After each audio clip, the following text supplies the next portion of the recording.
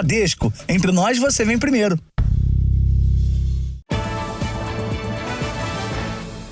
Olá, boa noite. Boa noite. A cada 11 minutos, uma pessoa é assaltada no estado de São Paulo. Muitas dessas vítimas são entregadores com mochilas. Os ladrões usam essas mochilas para se passar por motoboys e, assim, cometer novos crimes.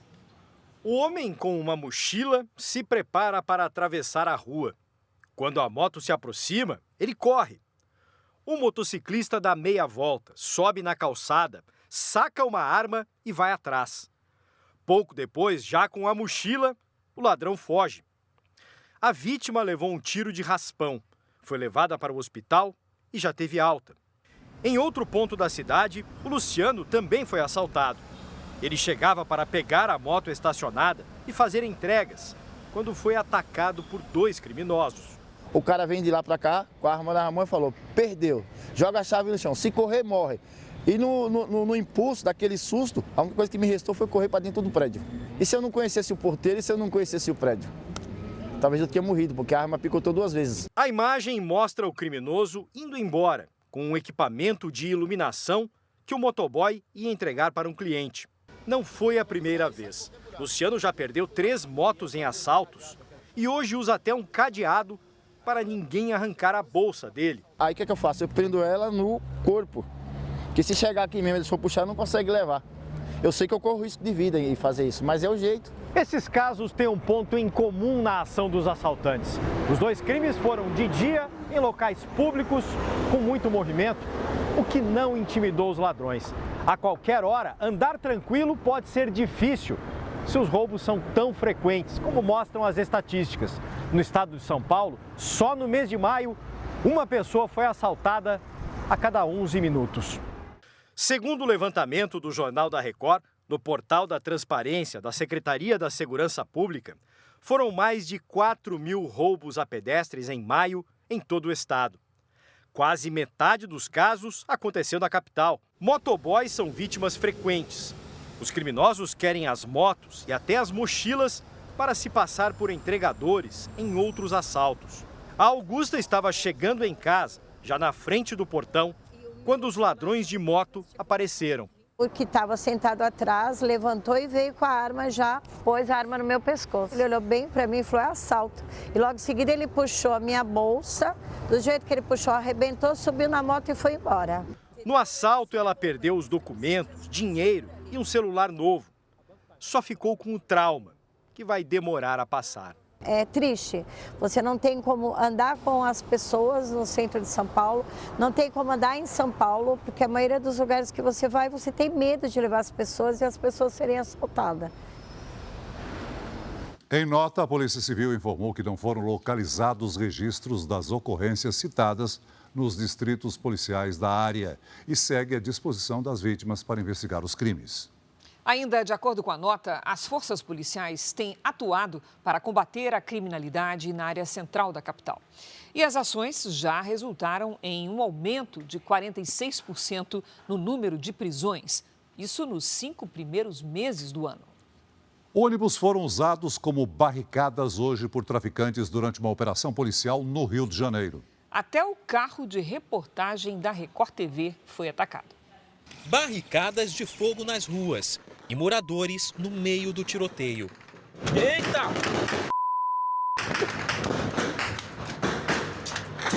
Pelo menos 6 ônibus foram atravessados na pista. As pessoas que estavam nos veículos foram ameaçadas e tiveram que descer. O objetivo era impedir o avanço das equipes da Polícia Militar durante a operação contra o tráfico de drogas na Vila Aliança, na zona oeste do Rio. Diariamente são registradas, em média, 5 ocorrências nas quais os ônibus são sequestrados para serem utilizados em barricadas. O prejuízo para as empresas de ônibus passa de R$1 milhão por mês. Diante de mais um dia de violência, 22 linhas mudaram de rota e deixaram de atender a Vila Aliança e outras comunidades da região. Quem vive na comunidade se sente isolado. Não há transporte na comunidade há por mais de 24 horas. Os comércios estão fechados e aquela sensação de medo, de pavor, de pânico. Até o transporte alternativo evita circular pela área. A gente entrava dentro da favela, mas não conseguia sair, entendeu? Infelizmente, é a vida que a gente leva. Foi o segundo dia de ação na comunidade. Ontem, 3 pessoas ficaram feridas no tiroteio, que durou quase 13 horas. Tem dia que tu sai para trabalhar, mas tu não sabe se vai voltar. No confronto, um carro de reportagem da Record TV Rio foi atacado com pedras. A equipe não se feriu. Em nota, a Federação Nacional dos Jornalistas condenou o ataque à equipe de reportagem. Afirmou ainda que repudia ações que visam impedir o livre exercício da profissão. Na ação de hoje, uma central de clonagem de cartões bancários e um desmanche de carros foram encontrados. O responsável pelo ferro velho clandestino acabou preso. Veja agora outros destaques do dia. Governo libera R$1 bilhão para a compra de armas e viaturas aos estados. Polícia Federal já tem imagens da suposta agressão contra a família do ministro Alexandre de Moraes. Em um ano, o Brasil registra o maior número de estupros da história. A série especial, os locais onde as mulheres correm mais risco de importunação sexual.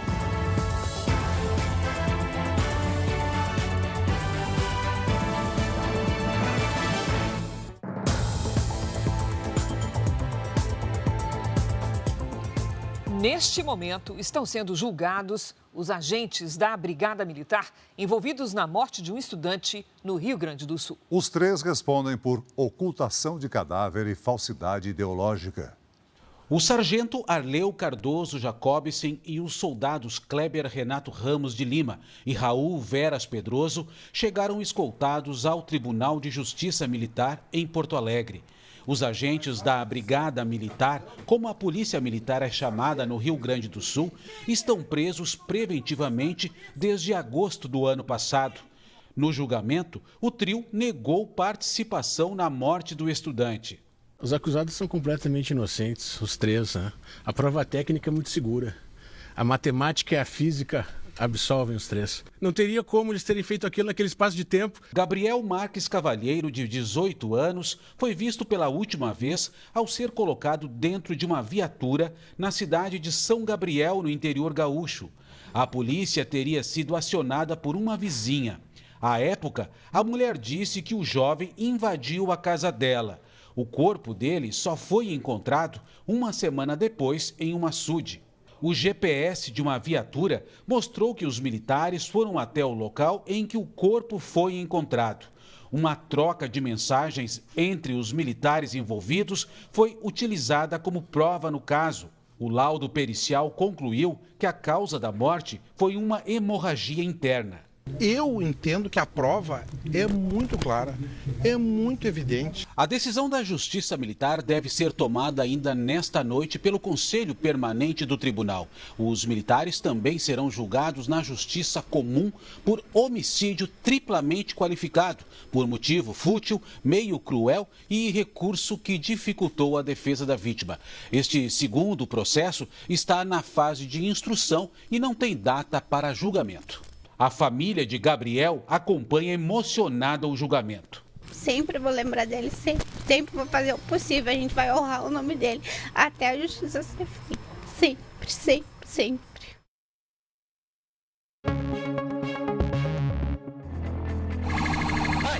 Momentos de tensão numa rodovia federal no Paraná. Um sequestrador em fuga é perseguido por policiais militares. Ele perde o controle da direção e o carro capota em um barranco.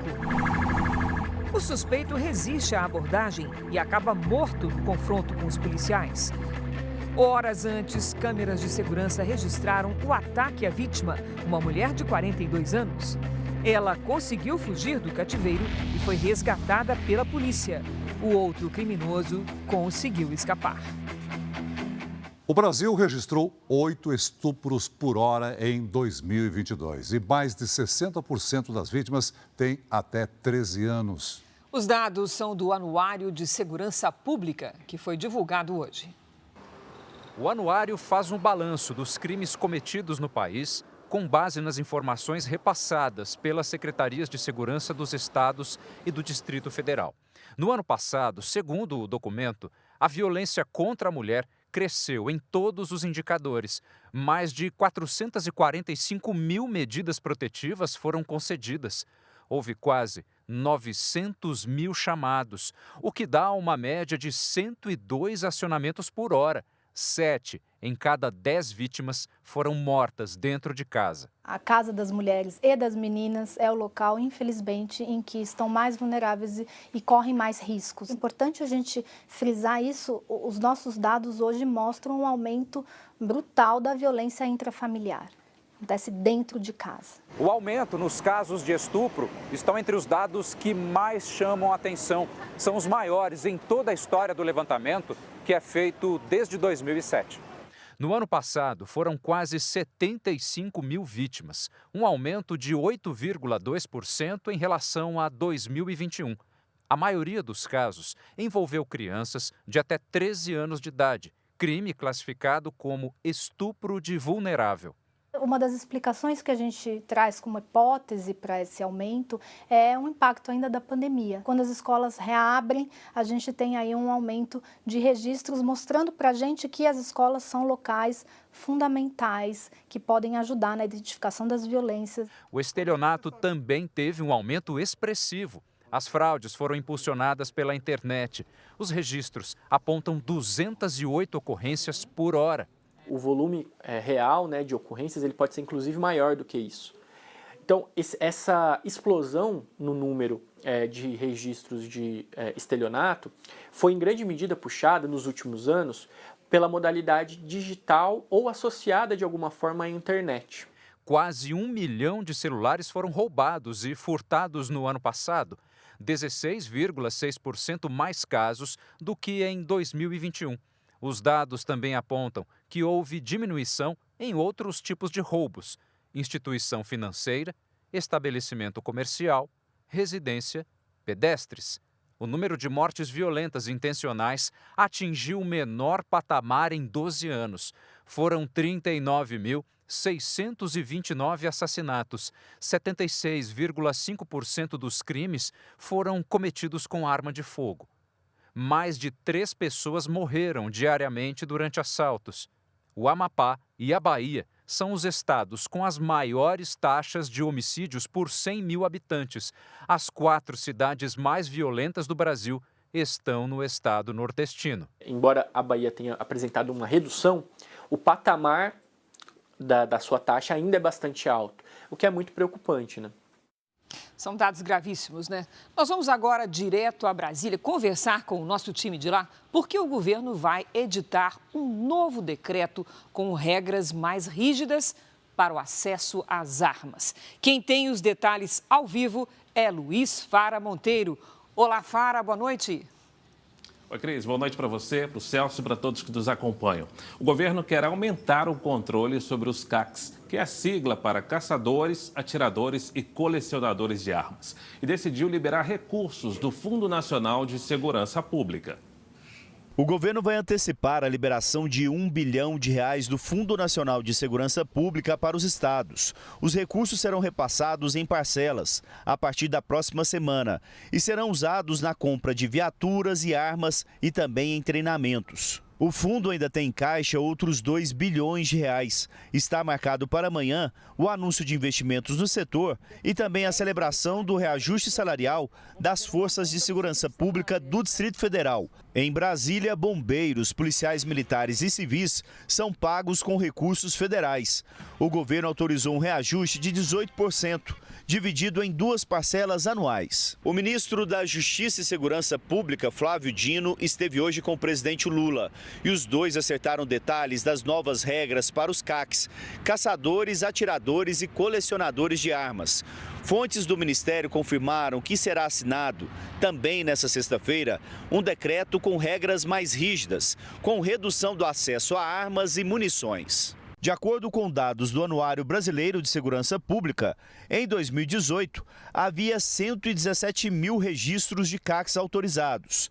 Em 2022, o número de licenças saltou para 783 mil. O governo ainda vai anunciar um plano específico para controlar a violência na Amazônia. além de medidas de proteção às mulheres, de combate ao racismo, ações para reduzir a violência nas cidades mais perigosas do país e a maior participação da Polícia Federal no enfrentamento aos crimes cibernéticos.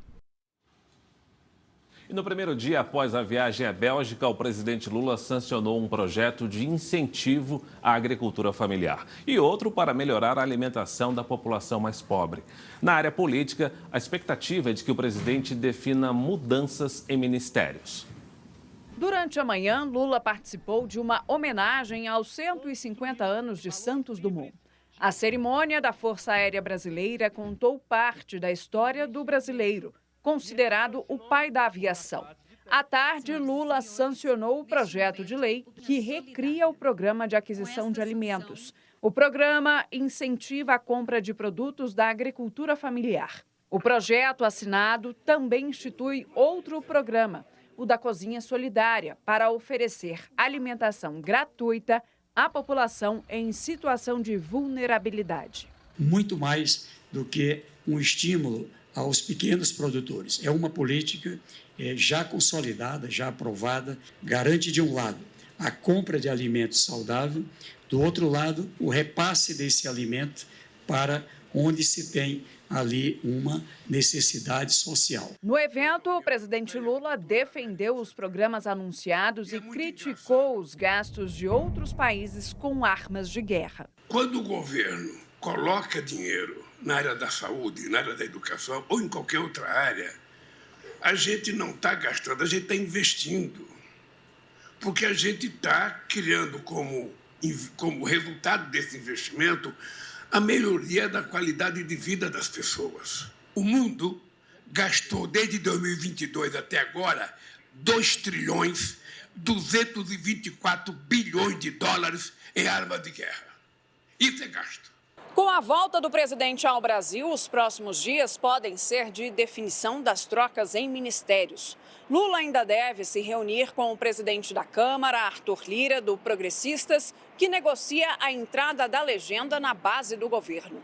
O Planalto busca ganhar força no Congresso, mas Lula não quer trocar ministros de áreas consideradas estratégicas, como Wellington Dias, do Desenvolvimento Social.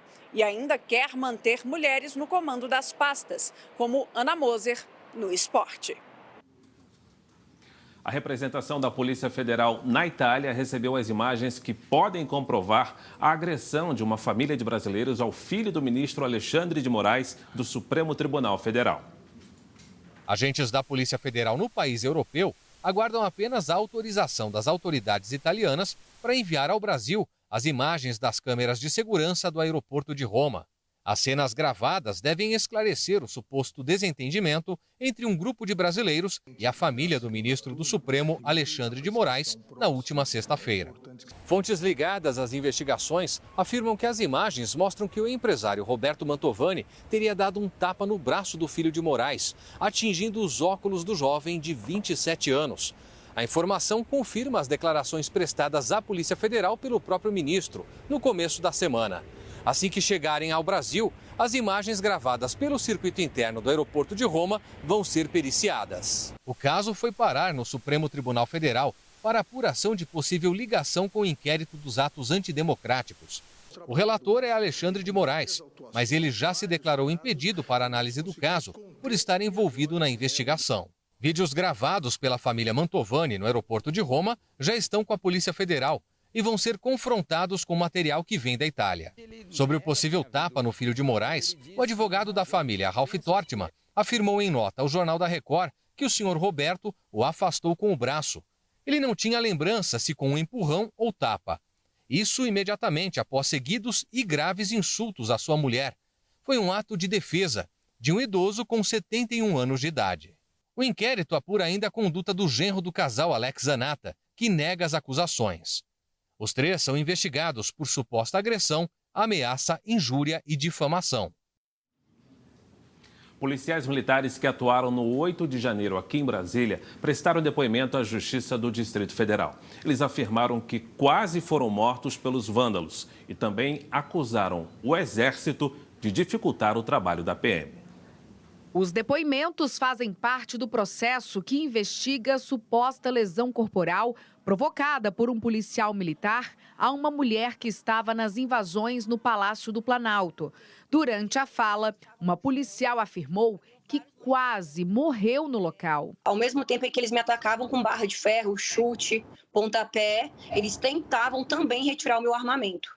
E também o meu capacete, que era a minha proteção. Eu tinha sido atingida na cabeça, já pelo golpe de ferro. E quando eles perceberam que, mesmo ainda sendo atacada, eu continuava resistindo, eles perceberam a efetividade do meu equipamento. Momento esse em que eles tentavam arrancar o meu capacete também. Esse subtenente afirmou que o Exército era contra as prisões dos invasores. Teve um embate entre a PM e o Exército, que o Exército queria liberar todos eles. Inclusive, vários foram soltos pela porta dos fundos do Palácio. E por decisão nossa, da tropa de choque, do nosso comandante, que não iria participar disso. Quem estava ali estava preso. Os depoimentos foram cedidos à CPI, que investiga os atos de 8 de janeiro na Câmara Legislativa do Distrito Federal. Os atos de vandalismo também são investigados por outra comissão parlamentar de inquérito no Congresso Nacional. Em nota, o Exército informou que não se manifesta sobre processos em andamento. O governo federal instalou hoje a comissão que vai tratar de políticas públicas e iniciativas voltadas para o meio ambiente. A Comissão de Meio Ambiente e Desenvolvimento Sustentável é um dos 5 grupos do Conselhão da Presidência da República. No evento, a ministra do Meio Ambiente e Mudança do Clima, Marina Silva, disse que o governo pretende encaminhar em agosto ao Congresso Nacional uma proposta para a regulamentação do mercado de créditos de carbono. Essas foram as principais notícias do dia, direto aqui de Brasília. Cris e Celso. Obrigado, Fara. O ministro da Fazenda, Fernando Haddad, afirmou que a cobrança de impostos sobre as apostas esportivas pode representar uma arrecadação de 2 bilhões de reais para o governo no ano que vem. O ministro da Fazenda se reuniu hoje com representantes do mercado financeiro no Rio de Janeiro. A ideia foi apresentar aos investidores as principais medidas que o governo deve adotar para garantir a recuperação econômica. Nós já encaminhamos cerca de 18 projetos, entre decretos, portarias e leis, foram 18 iniciativas, e daqui vão sair outras 17 iniciativas, sempre mirando o objetivo de melhorar o ambiente de negócio para o seguro. O ministro da Fazenda voltou a criticar a taxa básica de juros, que hoje está em 13,75% ao ano. Haddad afirmou que há espaço para a redução da Selic, o que pode acontecer no mês que vem, na próxima reunião do Comitê de Política Monetária do Banco Central, e que o crescimento do país depende desta medida. Nós temos uma margem de gordura de juro real, que é uma coisa que não tem em nenhum lugar do mundo. Estamos pagando 10% de juro real ao ano. Né? Não é possível, o país não suporta mais. A tributação de fundos de investimentos para os chamados super ricos foi colocada como prioridade do governo. Ao ser questionado sobre a taxação das apostas esportivas, o ministro disse que a medida deve ser definida em breve, mas que a arrecadação vai ser menor do que a estimativa inicial. Na casa de 2 bilhões, você lembra com quanto ficou a projeção da Receita? Nessa ordem, né? Então, muito aquém do que se imaginava a princípio. Esse é um exemplo típico, né? De uma coisa que estava sendo projetada para mais e foi reprojetada para menos, para passar justamente para a sociedade em geral.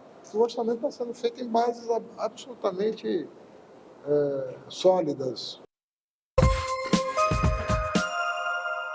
A Polícia Federal prendeu na Espanha um homem sírio suspeito de participar de um esquema de lavagem de dinheiro do tráfico de drogas no Rio de Janeiro. Ele havia fugido para o Paraguai e embarcado para Madrid para tentar escapar.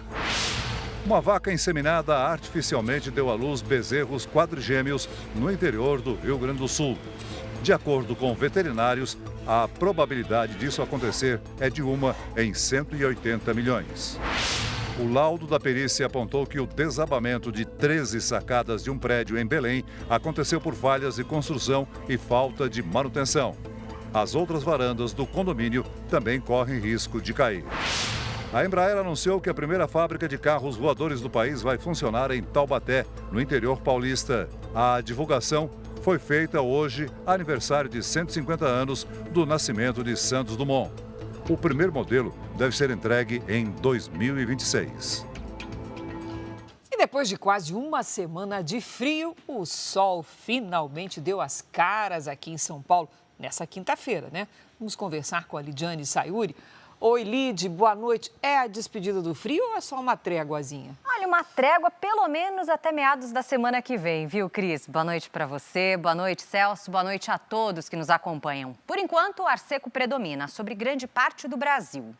Nesta sexta, o sol aparece do Rio Grande do Sul até o Ceará e na maior parte da região norte. No litoral, entre o Espírito Santo e o Rio Grande do Norte, os ventos do mar deixam nuvens carregadas e a chuva pode ser forte. No sul, é o ar quente que faz a temperatura subir. Enquanto isso, na Serra da Mantiqueira, a sensação de frio aumenta e a chance de geada logo cedo. Em Porto Alegre, máxima de 26 graus. No Rio de Janeiro, faz até 25. Em Cuiabá, 35. Em Teresina e em Rio Branco, até 34. Em São Paulo, a temperatura fica cada vez mais alta e não há previsão de chuva até o fim do mês. Nesta sexta, máxima de 23 graus. Vamos ao tempo delivery. Ô, Lídia, o Natan quer saber se vai chover em Trindade, Goiás. Natan, difícil, viu? Nada de chuva por aí. Muito cuidado, inclusive, com o tempo seco nos próximos dias. Os ventos fortes à tarde disfarçam a temperatura de 30 a 31 graus, por isso, hidrate-se. O Rafael e a Francisca são de Cajamar, São Paulo. Vamos lá, pedidos aqui na nossa tela. Rafael, Francisca, boa noite para vocês. O fim de semana promete sol e temperaturas mais altas. Logo cedo tem chance de neblina. Nesta sexta, máxima de 25. No sábado, 26 e no domingo até 27 graus. Previsão personalizada para qualquer cidade do Brasil e do mundo é aqui no Tempo Delivery. Basta mandar seu pedido pelas redes sociais com a hashtag #VocêNoJR. Cris, Celso. Valeu, Lid. Até amanhã, Lid. Veja a seguir. Preparador físico uruguaio acusado de racismo vira réu, mas vai responder em liberdade. Laboratório recolhe lotes de medicamento usado para doença rara por causa de contaminação. Na série especial você vai ver quais são os lugares de risco para as mulheres. O transporte público está no topo da lista.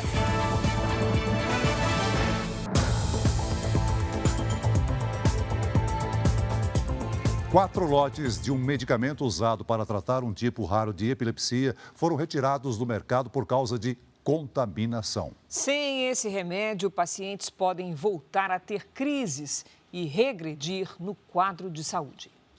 Nicolas tem 11 meses. Foi diagnosticado com a síndrome de West, uma doença rara que causa espasmos epiléticos frequentes. Para controlar as crises, precisa tomar um medicamento que custa R$ 450.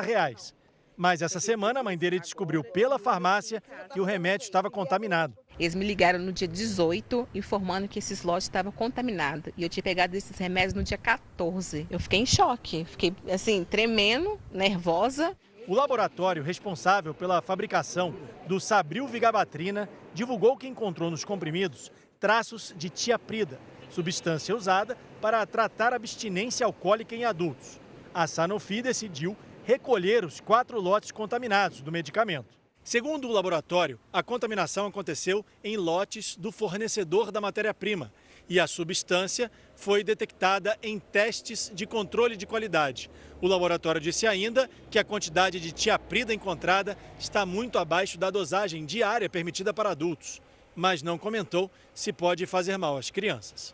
A gente acredita que essa quantidade que tem de tiaprida nesse lote contaminado não vai trazer nenhum malefício para o paciente, mas a gente não tem estudos que comprovem isto. O malefício é muito maior se ela parar de tomar a medicação do que se ela tomar essa medicação que tem traços de tiaprida. A preocupação dos pais de crianças com a síndrome de West é se vai haver remédio para todos. Ele precisa desse remédio, não pode ficar sem esse remédio, porque se ele ficar sem, ele tem a crise convulsiva. Se meu filho aprendeu a sorrir, ele para de sorrir, sabe? Se meu filho aprendeu a sentar, ele para de sentar. A Anvisa, a Agência Nacional de Vigilância Sanitária, diz que acompanha o caso e orienta que as pessoas que utilizam o medicamento busquem informações junto ao laboratório. O Ministério da Saúde não respondeu aos nossos questionamentos. Um perigo oculto que pode terminar em tragédia. Uma pesquisa revela que mais de 60% dos cabos elétricos vendidos no Brasil estão fora dos padrões de segurança. Só no ano passado, mais de 50 pessoas morreram em incêndios provocados por sobrecargas em redes elétricas. Os fios e cabos elétricos estão nas estruturas de prédios, casas e construções. São considerados itens de segurança, mas também podem representar perigo. Há cerca de um mês, a Hélida passou por um susto enorme. O roteador de internet da casa dela explodiu por causa de um curto-circuito. O aparelho pegou fogo e as chamas atingiram quase toda a casa. Por sorte, ninguém se machucou.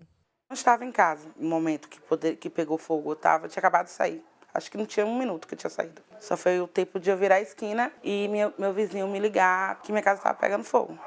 Para economizar, alguns fabricantes usam metais menos eficientes e mais baratos do que o cobre. É o que alerta a associação que há 30 anos faz testes em produtos para instalações de baixa tensão. Só de janeiro a maio deste ano, a associação testou 369 modelos. Desses, 65% não atendiam às normas de fabricação, ou seja, tinham menos cobre do que o necessário para garantir segurança nas instalações. Nesses casos, fabricantes e lojistas foram denunciados ao Inmetro, que fiscaliza se os produtos são vendidos dentro das regras. Compre fios de confiança e quando você for num apartamento, em algum lugar, se perceber que você ligou um micro-ondas e o cabo está esquentando, se você pega o cabo que sai da tomada, está esquentando muito, já desconfie, precisa dar uma olhada.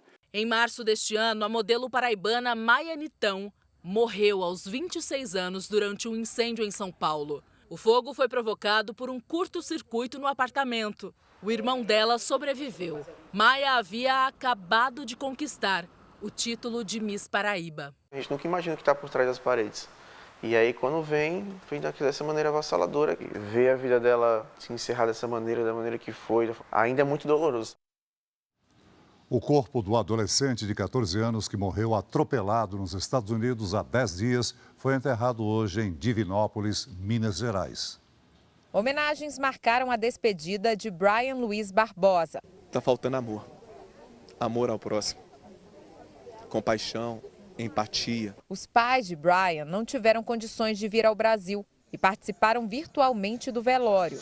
O adolescente morava em Nova Jersey, nos Estados Unidos, com a família havia 8 anos e foi atropelado. Segundo testemunhas, o motorista de 63 anos fugiu sem prestar socorro, mas foi preso, acusado de homicídio. Amigos americanos da família fizeram homenagens ao adolescente e também organizaram uma cerimônia de despedida para ele. Foram 10 dias entre a morte e o enterro do adolescente. Apesar da distância, a família preferiu trazer o corpo para Minas Gerais, onde Brian nasceu e morou até os 6 anos de idade. Onde ele ia, ele conquistava as pessoas, levava amor. Uma perda muito grande, mas muito grande mesmo. O desmatamento na Amazônia teve uma redução de 60% no primeiro semestre. Essa foi a menor área destruída em 6 anos. Ainda assim, foi desmatado o equivalente a 1.000 campos de futebol por dia. De janeiro a junho, a derrubada da floresta passou de mais de 4.700 quilômetros quadrados no ano passado para 1.903 quilômetros quadrados em 2023. Mesmo assim, a Amazônia perdeu um território quase 2 vezes maior do que a cidade de Belém. Os dados são do Sistema de Alerta de Desmatamento do Amazon, que monitora a Amazônia Legal por imagens de satélite. Dos 9 estados que compõem a região, apenas Roraima apresentou alta no desmatamento, 51% em relação ao primeiro semestre do ano passado. A preocupação dos ambientalistas agora é com o avanço do calor na região. No verão amazônico são registrados os maiores índices de queimadas. Em Marabá, no interior do Pará, uma nuvem de fumaça encobriu a cidade. Em Tucuruí, os bombeiros registraram 3 grandes focos de incêndio em 2 dias. Quando se desmata e se queima esse material, essa poluição ela vai para a atmosfera e ela agrava um problema que já está acontecendo, que é o problema climático. A redução do índice de desmatamento na Amazônia tem relação com o aumento da fiscalização na região e o boicote do mercado internacional a produtos ligados ao desmatamento. Ontem, agentes da Polícia Federal e do IBAMA destruíram um caminhão em Altamira, sudoeste do Pará. O veículo estava carregado com madeira retirada ilegalmente de uma terra indígena. Ninguém foi preso. A Justiça de São Paulo decidiu tornar réu o preparador físico do Clube Universitário do Peru. Na decisão, o juiz Antônio Maria Zors determinou que o uruguaio Sebastián Avelino Vargas seja solto e responda em liberdade por racismo e por promover tumulto num evento esportivo. O preparador está preso desde a semana passada por ter imitado um macaco para ofender torcedores do Corinthians durante uma partida da Copa Sul-Americana. As penas somadas podem chegar a 7 anos de prisão. Veja a seguir: paciente na Suíça apresenta sinais de cura do HIV depois de fazer transplante de medula óssea. Família é condenada nos Estados Unidos por vender remédio com a promessa de cura do câncer. Em São Paulo, a cada 13 horas, uma mulher procura a polícia depois de sofrer um crime sexual. As academias de ginástica estão entre os lugares de risco. E hoje, às 10h45 da noite, tem a grande final do reality A Grande Conquista, ao vivo.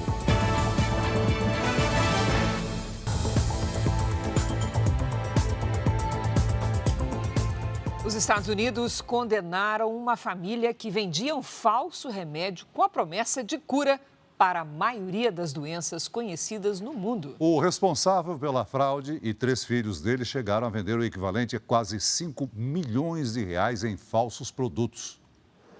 A decisão do júri em Miami demorou apenas 30 minutos. De maneira unânime, os 12 jurados consideraram Mark Greenan e os 3 filhos culpados. A família promovia um produto com a promessa de curar 95% das doenças do mundo, incluindo o câncer e a AIDS. E fazia isso por meio de uma igreja de fachada, só para se proteger de sanções de órgãos reguladores. Os 4 foram condenados por fraude contra o consumidor e atentado contra a saúde do povo americano. Em vídeos na internet, os agora condenados pediam doações em troca de frascos da chamada solução mineral milagrosa. Para completar, o líquido é uma mistura tóxica e corrosiva. E quando diluído em água, se transforma em alvejante, um produto usado para lavar roupas. Segundo as autoridades, o esquema existe há pelo menos 13 anos. A estimativa é que a família tenha arrecadado o equivalente a 4 milhões e 800 mil reais. A venda ganhou força na internet durante a pandemia, com promessas de cura também para a Covid-19.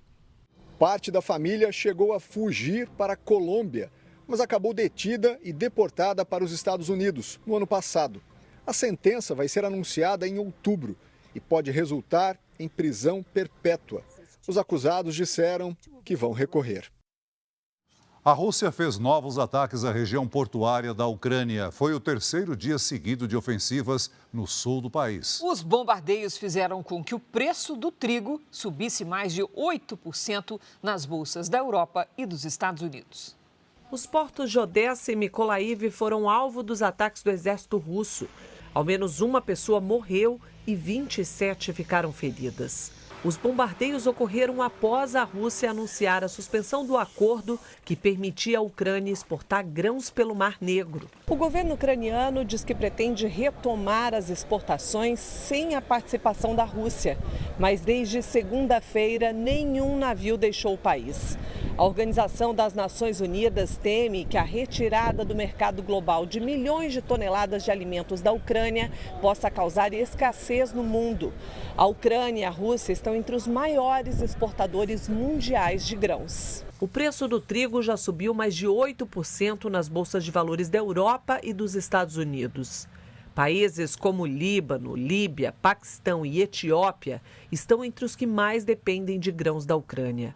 O porta-voz do Conselho de Segurança dos Estados Unidos anunciou que o governo americano impôs hoje novas sanções a cerca de 120 empresas e a várias pessoas da Rússia. A suposta fuga de uma leoa mobilizou a polícia, caçadores, veterinários e até helicópteros em Berlim, na Alemanha. As especulações começaram depois de moradores afirmarem que viram o animal perseguindo um javali perto de uma rua residencial. As autoridades pediram que as pessoas permaneçam em casa e tomem cuidado com os animais de estimação. Não se sabe de onde a leoa teria fugido. Também não houve registro de desaparecimento de nenhum animal selvagem na capital alemã. Autoridades da África do Sul divulgaram a imagem de uma explosão no centro de Joanesburgo. Uma pessoa morreu e mais de 40 ficaram feridas.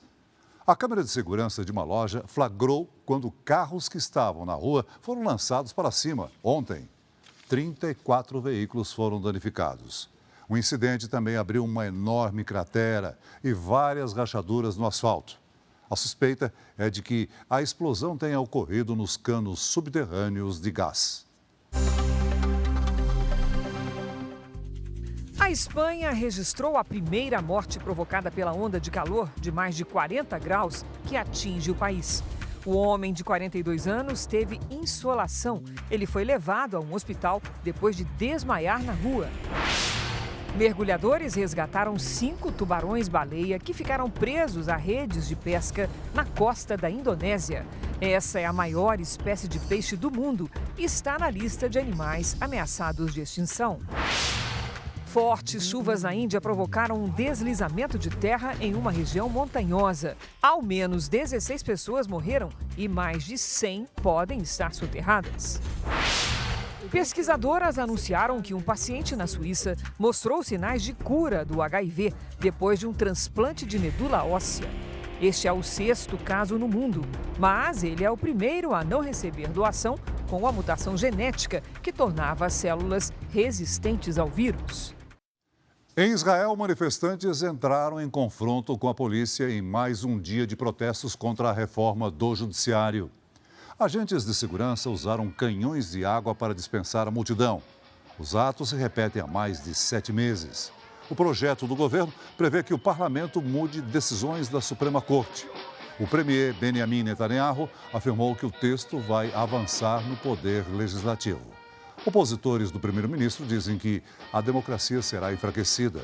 A proposta pode virar lei já na próxima semana.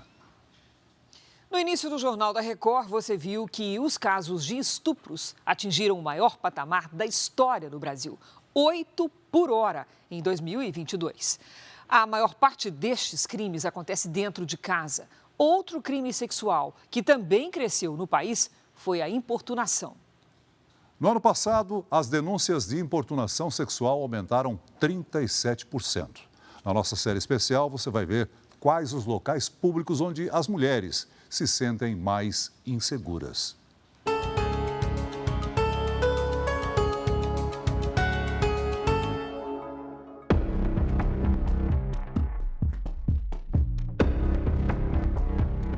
Ser mulher é enfrentar o perigo da violência em qualquer lugar. O olhar é um pedido de socorro às vezes? Com certeza. Às vezes mais do que uma palavra. A Carolina é garçonete de um bar no centro de São Paulo. De longe, ela já sabe se a mulher corre algum perigo. O desconforto da vítima de desviar o olhar, às vezes de não querer ter um contato verbal. Então, todo detalhe a gente tem que ficar atento. Em São Paulo, uma lei sancionada há 5 meses tornou obrigatória a capacitação de funcionários para identificar e combater casos de violência contra as mulheres. Nos banheiros, um aviso para as frequentadoras do local. Se necessário, a polícia pode ser chamada e a vítima de assédio amparada para deixar o local em segurança. Eu tenho a sensação de que o próprio fato de vir uma terceira pessoa, né, interromper essa dinâmica que está acontecendo, acho que só isso já dá um recado para quem está sendo vitimizado, de que tem alguém olhando, e para quem está sendo opressor, de que também tem alguém olhando, né? Nas academias de ginástica, onde as mulheres costumam se sentir mais à vontade, acontecem muitos casos de assédio sexual. Não custa repetir, não é a roupa colada ao corpo, nem os movimentos nos aparelhos, muito menos aquele clima de descontração. Nada do que se passa aqui é um convite à violência. A história de Nayara é também a de muitas mulheres.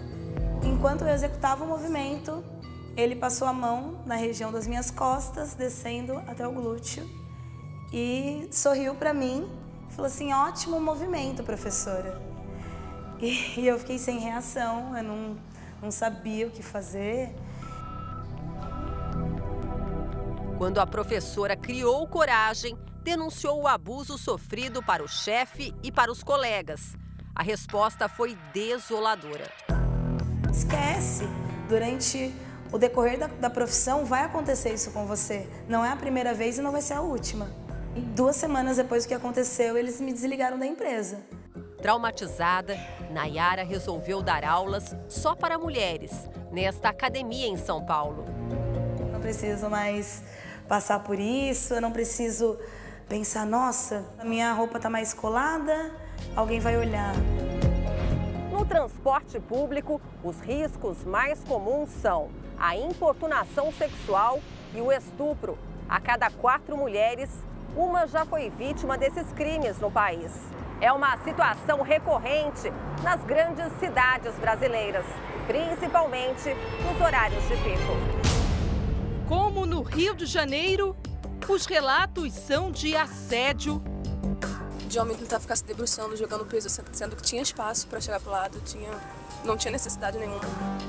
Importunação sexual.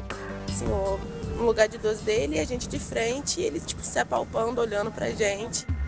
Em comum a essas mulheres está o local onde os episódios de violências aconteceram, o trem. Nossa equipe foi conferir de perto essa realidade, onde as mulheres viajam todos os dias com medo. É difícil, que a gente nunca sabe se pode acontecer ou não. Já tá cheio, já tá apertado, já tô cansado e ainda tenho que ficar me preocupando se alguém vai estar me encostando ou não. No Rio, desde 2017, trens e metrôs têm vagões exclusivos para mulheres nos horários de maior movimento. Agora são 8h10 da manhã, a gente está dentro do trem indo para a Central do Brasil, uma das linhas mais movimentadas aqui do Rio de Janeiro. Como vocês podem ver, o trem está bem cheio. Esse é um carro exclusivamente feminino, várias placas indicam, no entanto, existem muitos homens aqui dentro. E eles não se constrangem com a nossa gravação. Esse vagão aqui ele é um vagão feminino. E por que você está aqui? Não sei. Porque veio o primeiro vagão que eu entrei, eu vi, não sabia que era feminino. Você vê, você visualiza 30, 40 homens. Cara, você vai ficar? Você tem um horário de trabalho para chegar? A mulher, que prefere esconder o rosto, foi assediada há pouco mais de 1 ano. Ela estava dormindo no trem a caminho de casa. Quando eu senti, minha roupa estava levantada. E o cidadão, não pode ser chamado de cidadão, né? Estava com o órgão por lá de fora se masturbando e me alisando. O homem flagrado pelo assédio foi agredido por pessoas que saíram em defesa da mulher. Ele foi detido por seguranças da Supervia, concessionária que administra os trens no Rio, mas não foi levado para a delegacia. A pena para o crime de importunação sexual vai de 1 a 5 anos de prisão. Na prática, os agressores ficam menos de 1 ano em regime fechado. É um crime que deixa sequelas gravíssimas psicológicas nessas mulheres, então é preciso que a gente tenha uma conscientização do legislativo também para que essa pena seja aumentada e esses agressores sejam punidos de uma forma mais eficaz. O trauma causou problemas de saúde na mulher.